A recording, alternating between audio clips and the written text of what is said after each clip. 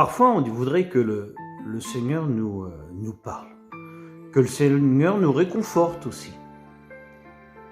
Mais le Seigneur ne nous réconforte pas toujours comme on le désire. Il ne nous parle pas toujours de la façon qu'on pense. Parfois, on demande. Et puis, on croit que le Seigneur va nous parler dans le sens de ce qu'on lui demande. Mais le Seigneur dit, vos pensées ne sont pas mes pensées, effectivement. Moi, je vais vous donner une petite expérience que j'ai vécue de ça fait de nombreuses années. C'était en 2001. Il y avait un voyage missionnaire qui se faisait vers l'Inde.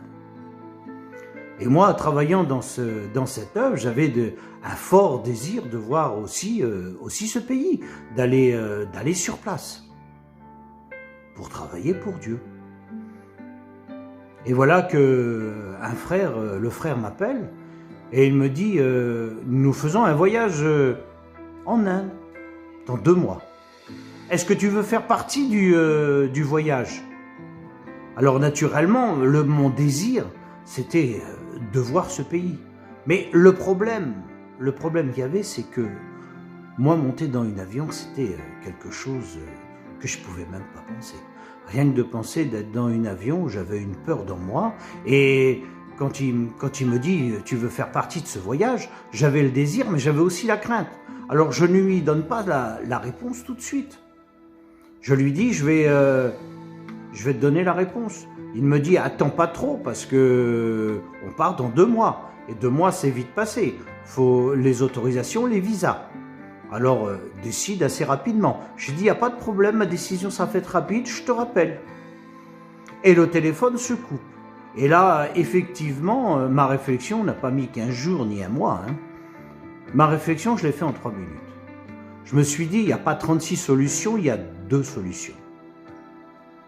Soit que j'ai peur de l'avion, je n'y vais pas, et je verrai jamais cette œuvre que je travaille ici en France, je la verrai jamais.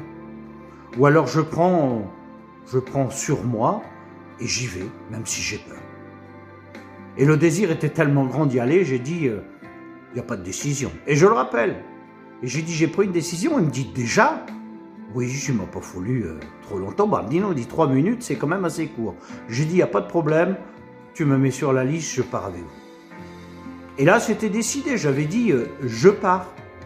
Mais alors avec une crainte dans mon cœur, cette crainte que l'avion puisse tomber, qu'il puisse arriver quelque chose, la peur de l'avion tout simplement. Et pour dans un mois et demi, je demandais au Seigneur, j'ai dit, Seigneur, tu peux me réconforter, tu peux me dire que tu vas nous garder, qu'il nous arrivera rien dans ce voyage. Parce que Seigneur, on va travailler pour toi, je veux rester dans ta main, Seigneur. Mais le Seigneur ne répond pas.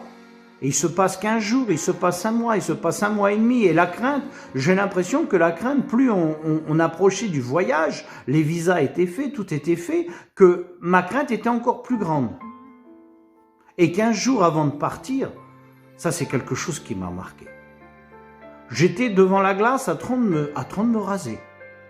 Et là, d'un seul coup, le Seigneur a parlé dans mon cœur. Oh, c'est sûr que le Seigneur m'a pas dit ce que j'avais l'intention d'écouter. Moi, je voulais qu'il me dise, tu es dans ma main et rien ne t'arrivera. Mais c'est pas ce que le Seigneur dit.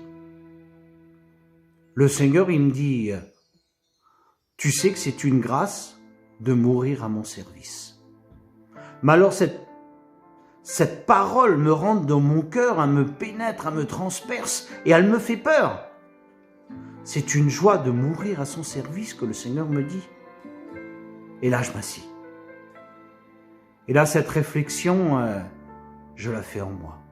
Mais quand le Seigneur parle, ne parle pas pour rien dire. Et là, j'ai réalisé que quand on travaille pour Dieu, si on devait mourir en le servant, être à son service si l'avion devait tomber ou quoi que ce soit, c'était un honneur qu'il nous fait. J'ai dit, Seigneur, oui, je préférais partir à ton service que de partir dans mon lit. Et là, j'ai réalisé ça. Et là, la crainte est partie de mon cœur. Et là, il semblerait que les 15 jours, ils étaient longs, parce que je voulais que les 15 jours se passent. J'avais hâte de monter dans l'avion, parce que la crainte était complètement partie. J'ai dit, Seigneur, si je dois partir, c'est je partirai avec toi, et je partirai dans ton service, et c'est une honneur que tu me fais. Et puis le jour est arrivé du départ, et on a pris l'avion pour Bombay. Et puis on arrivait à Bombay.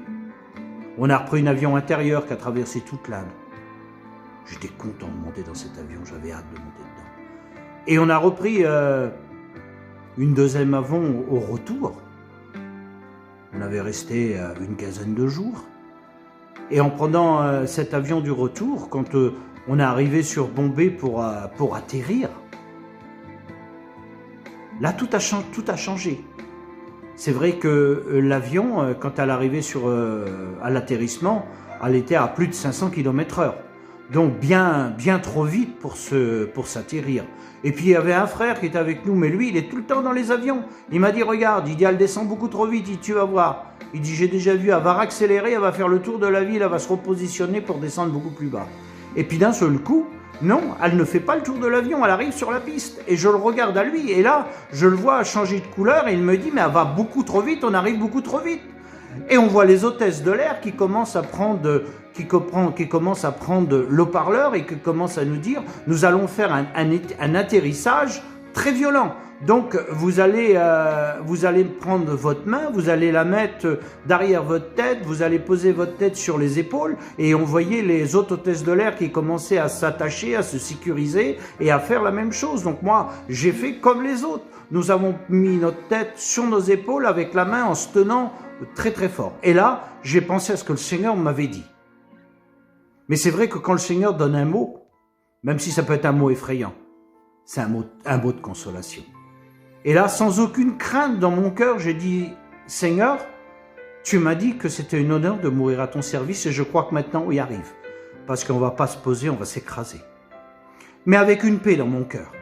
Et puis l'avion, elle a arrivé, mais alors à l'arrivée d'une violence sur la piste, on a l'impression qu'on a été secoué de partout, qu'elle s'est écrasée, que les pneus allaient éclater. Et elle s'est mise à freiner. Et les pneus traînaient. Puis on voyait bien que la vitesse ne descendait pas. Et puis on voyait bien qu'elle allait s'écraser en bout de piste. Hein. Et au dernier moment, elle s'est mise à bloquer, elle s'est mise à arrêter. J'ai dit merci Seigneur. Nous avons tous dit merci Seigneur dans l'équipe. Et tout le monde a applaudi, les gens, parce que tout le monde a eu peur de se cracher. Et là, j'ai réalisé que quand le Seigneur nous parle, même si c'est quelque chose, des mots qui peuvent être très violents, le Seigneur, lui, il sait nous encourager. Moi, c'est ce qui m'a encouragé et ce qui m'a fait comprendre que quand on travaille pour Dieu, même s'il peut nous arriver quelque chose, nous sommes dans sa main. Voilà ce petit témoignage que j'avais envie de vous donner. De ça, il y a de nombreuses années. Mais je n'ai jamais oublié cette expérience. De toujours tout remettre quand on fait quelque chose, de les remettre dans les mains du Seigneur. Parce qu'il est celui-là qui sait nous garder. Bonne journée.